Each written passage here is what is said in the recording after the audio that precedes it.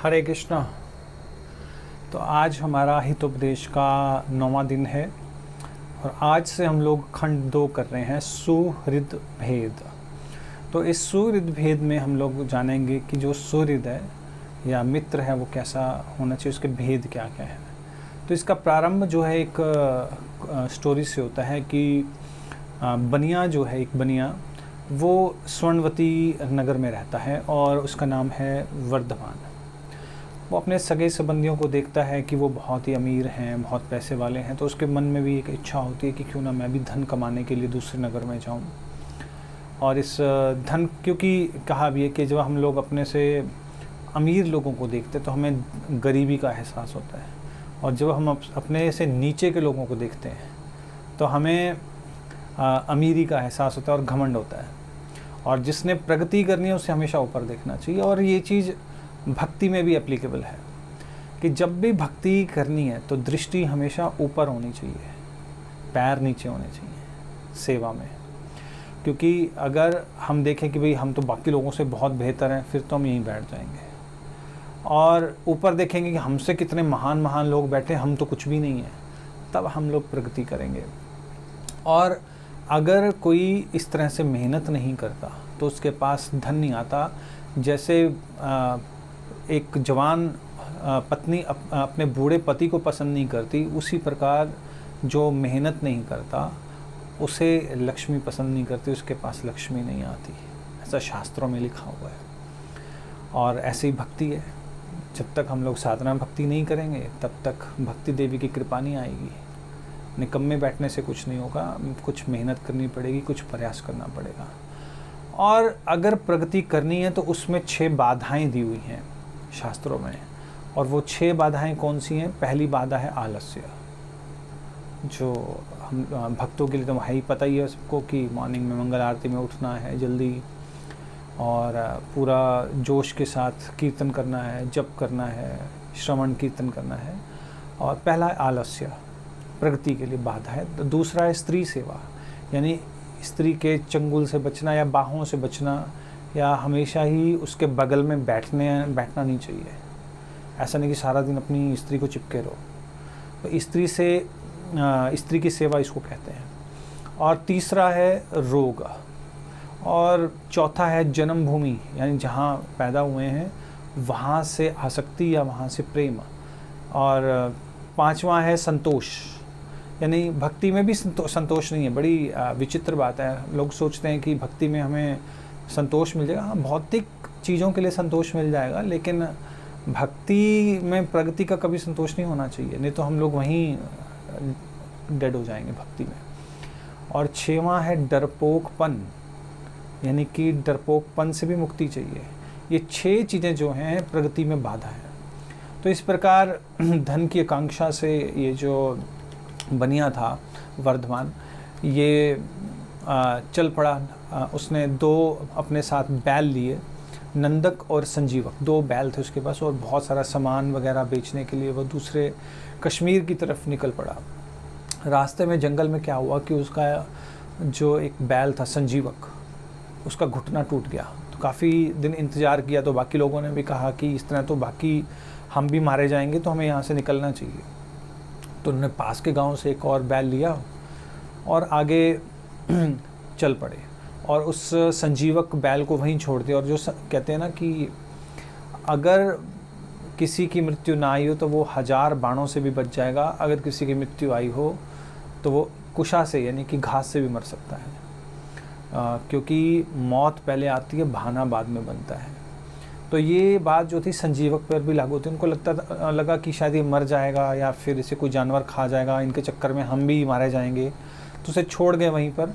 लेकिन संजीवक जो था 3 टांगों पर धीरे धीरे आसपास का जो हरा भरा जंगल था, खूब खा पी कर मोटा हो गया और उसका घुटना भी ठीक हो गया, और बहुत ही नंदी की तरह सुंदर बैल बन गया, वो बहुत ही बड़ा विशाल। और पास में एक पिंगलक शेर जो था, एक दिन जंगल में वो पास के सरोवर में पानी पीने आया। तो जैसे ही उसने, जो ये संजीवक बैल था, इसने डकार मारा, इतनी ज़ोर से मारा कि ये जो पिंगलक शेर था ये भी डर के बिना पानी पिए साइड पर जाके बैठ गया कि पता नहीं क्या होगा, कौन है इतना बड़ा जानवर। तो वहाँ पर 2 गीदड़ थे, करकट और दमनक, वो दोनों आपस में बातें करने लगे कि ये जो पिंगलक शेर है ये बैठ कैसे गया बिना पानी पिए, ये किस चीज़ से घबरा गया है। तो ये जो दमनक है ना, उसने कहा कि हमें क्या लेना देना, क्योंकि ये शेर ने तो हमें भी त्याग दिया था, हमारी कोई गलती नहीं थी, हम तो इसकी सेवा करते थे, लेकिन इसने हमें भी त्याग दिया था, हमें क्या।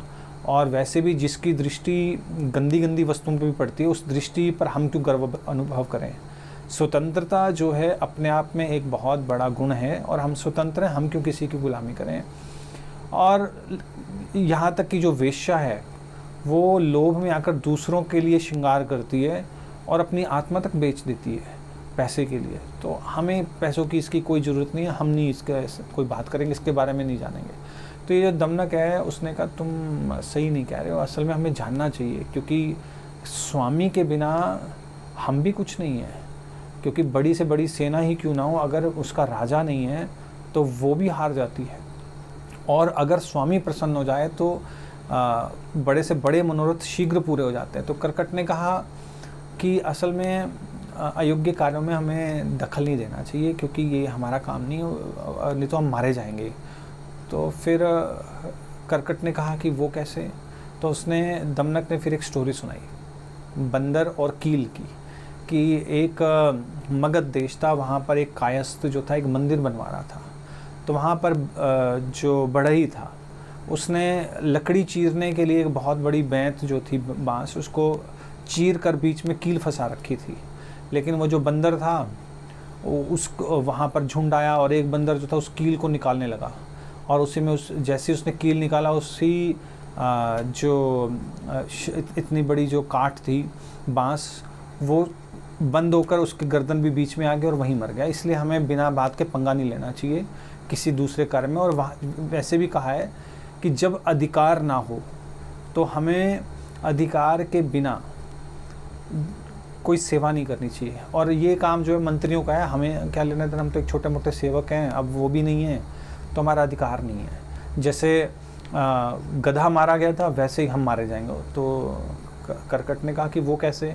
तो उन्होंने कहा कि एक बार धोबी जो था अपनी पत्नी के साथ रात को सोया हुआ था, और उसके घर में चोर घुस आया।